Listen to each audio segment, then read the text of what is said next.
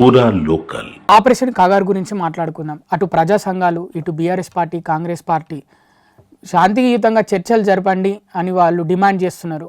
ఏ విధంగా చూస్తారు ఆ వ్యాఖ్యల్ని? ప్రజాస్వామ్యంలో రాజ్యం దగ్గర తుపాకీ ఉండాలి తప్ప సమాంతర ప్రభుత్వం నడుపుతాం అంటే అది నడవదు. రెండవది, శాంతి చర్చలు అని మీరు మాట్లాడుతున్నారు. ఒక చేత్తోని తుపాకీ పట్టుకొని రెండో చేత్తోని చర్చలు చేస్తామంటే అది సాధ్యమయ్యేటువంటి పని కాదు. ఈ రోజున పూర్తి స్థాయిలో ప్రజలు అభివృద్ధి కోరుకుంటున్నారు. ప్రజలు అభివృద్ధిని కోరుకుంటున్నారు. మా ఊరికి మంచి రోడ్డు రావాలా, మా ఊర్లో మంచి బడి కావాలా, మా ఊర్లో మంచి హాస్పిటల్ ఉండాలా, మా ఊర్లో మంచి సెల్ ఫోన్ టవర్ ఉండాలా అని ప్రజలు కోరుకుంటున్నారు. ఈరోజు వాటిని విధ్వంసం చేసే వాళ్ళతోనే చర్చలు ఏందండి? ప్రభుత్వ ఆస్తులు నష్టపరిచేవాడు, ప్రభుత్వ ఆస్తులను విధ్వంసం చేసేవాడు దేశద్రోహిగానే పరిగణించాలా. వాళ్ళతో నేను చర్చలు చేస్తాం. ఇలా చర్చలు అనేటువంటి మాటకు అర్థమే లేదు. ఉంది ఏముందంటే లొంగిపోవడం ఉంటుంది. నువ్వు తుపాకీ కింద పెట్టి జనజీవన స్రవంతిలో కలిసిపోతానంటే ఖచ్చితంగా భారత ప్రభుత్వం దానికి సిద్ధంగా ఉందని చెప్పి అనేక సందర్భాల్లో చెప్పారు. కాబట్టి ఈ శాంతి చర్చలు అని సన్నాయి నొక్కుతున్నటువంటి కుహనా మేధావులందరూ కూడా ఇలా ప్రజల అభివృద్ధిని కోరుకుంటున్నారు.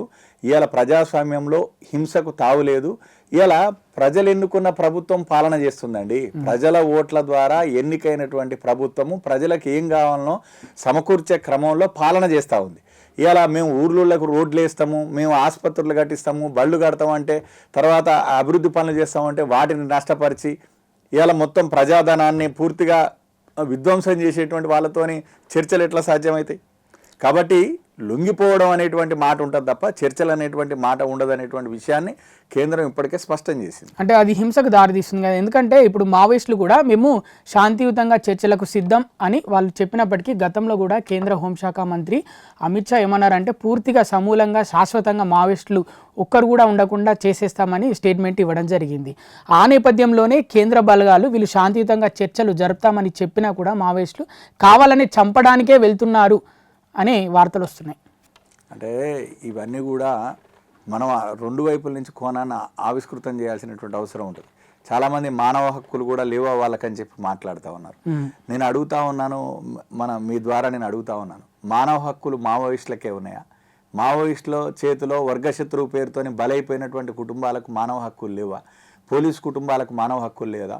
అమాయకులైనటువంటి ఆదివాసీ బిడ్డలకు ఇన్ఫార్మర్ల నెపంతో వాళ్ళు బలి తీసుకున్నటువంటి కుటుంబాలకు మానవ హక్కులు లేవా? ఇలా ప్రభుత్వం చాలా స్పష్టంగా ప్రభుత్వం విజన్ ఏంది? ఈ దేశంలో అంటే భారతదేశానికి స్వాతంత్రం వచ్చి 75 ఏళ్ళు అయింది. మనం అభివృద్ధి దిశగా వెళ్తున్నటువంటి నేపథ్యంలో ఇలా హింసకు తావులేదు. ప్రజాస్వామ్యంలో ప్రజలే ప్రభువులు.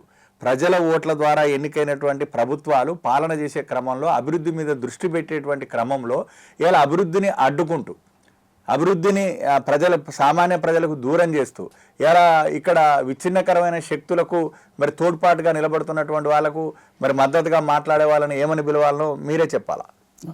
అంటే ఇప్పుడు రాష్ట్ర సర్కారు కాంగ్రెస్ పార్టీ, బీఆర్ఎస్ పార్టీ వాళ్ళ వైఖరి పైన మీ అభిప్రాయం ఏంటి మావోయిస్టుల విషయంలో? అంటే వాళ్ళు ఏ విషయంలో మాట్లాడి ఇవాళ మనం ఆ రకంగా తీసుకుంటే ఇవాళ పూర్తిగా కేంద్ర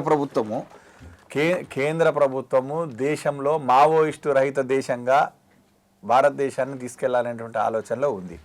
ఇలా శాంతి చర్చలని వీళ్ళు మాట్లాడుతున్నటువంటి మాటలకు అర్థం లేదనేటువంటి విషయంలో కూడా చాలా స్పష్టంగా ఉంది. అక్కడ బీజేపీ పార్టీ వాళ్ళకు వ్యతిరేకంగా ఉంది. ఈ టైంలో మేము మావోయిస్టులకు సపోర్ట్ చేస్తాం అంటే ఏదైనా బీజేపీకి వ్యతిరేకంగా మేము మాట్లాడాలని ఆ విధంగా వెళ్తున్నారా, లేకపోతే నిజంగానే మావోయిస్టుల మీద ప్రేమ ఉందా కాంగ్రెస్కి, బీఆర్ఎస్కి? ఇప్పుడు రాజకీయ ప్రయోజనాల కోసం, పబ్బం గడుపుకోవటం కోసం ఈ రకంగా మాట్లాడేటువంటి వాళ్లకు సరైన సమయంలో ప్రజలే బుద్ధి చెప్తారు. ఇలా పూర్తి స్థాయిలో నేను అదే అంటున్నా, సమాంతర ప్రభుత్వాన్ని నడిపేటువంటి సంఘ విద్రోహ శక్తులకు, దేశద్రోహులకు పట్ల కేంద్రం ఏ రకంగా వ్యవహరించాలనో ఆ రకంగానే వ్యవహరిస్తున్నది. దీంట్లో శాంతి చర్చలు అనేటువంటి మాటలు మాట్లాడేటువంటి పెద్ద మనుషులు ఎవరైతే ఉన్నారో వాళ్ళకి ఎందుకు సలహా చెప్పడం లేదంటున్నా.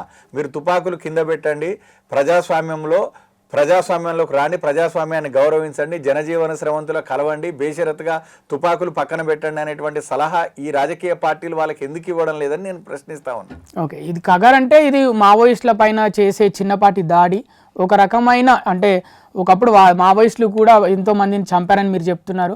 ఇది వాళ్ళపైన కూడా దాడి ఒక చిన్నపాటి యుద్ధం లాంటిది అని చెప్పుకోవచ్చు. కొంతమంది జవాన్లు కూడా ఇప్పుడు చనిపోతున్న పరిస్థితి, ల్యాండ్ మైన్ తగిలి అటు మావోయిస్టులు చనిపోతున్న పరిస్థితి. ఇక భారతదేశం విషయానికి వస్తే త్వరలో యుద్ధం రాబోతుంది అని అంటున్నారు.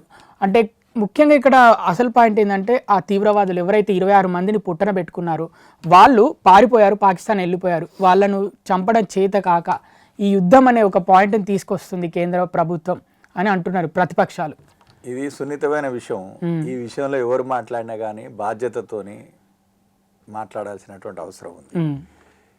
ఇది దేశ సమగ్రతకు సంబంధించినటువంటి అంశం.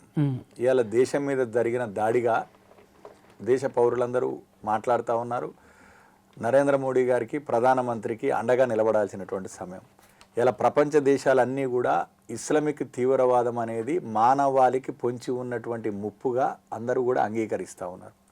ఈ నేపథ్యంలో కొంతమంది కుహనా మేధావులు, తర్వాత కుహనా సెక్యులరిస్టులుగా చలమైనటువంటి వాళ్ళ యొక్క మాటలను పట్టించుకోవాల్సినటువంటి అవసరం లేదు. ఖచ్చితంగా ఈ దేశంలో గౌరవ ప్రధాని నరేంద్ర మోడీ గారు సరైన సమయంలో స్పందిస్తారు. ఖచ్చితంగా ఇది దేశ సమగ్రత మీద జరిగిన దాడిగా ఇలా ప్రధానమంత్రి గారు భావిస్తున్నారు.